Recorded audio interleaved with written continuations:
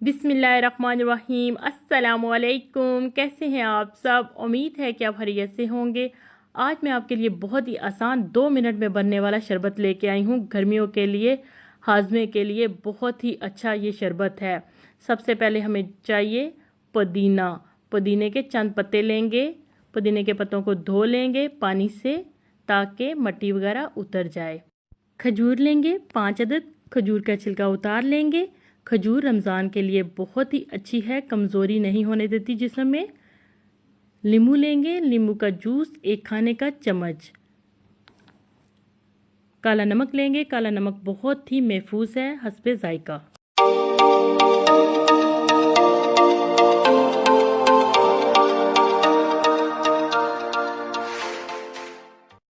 सबसे पहले जग में पुदीने की पत्तियां शामिल करेंगे, उसके बाद खजूर शामिल कर देंगे,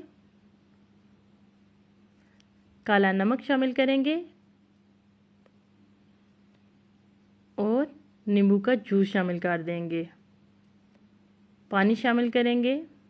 मैं यहाँ पे 1 गिलास बना रही हूँ। 1 गिलास मैंने शामिल किया है पानी। अब इसको ग्राइंड करेंगे।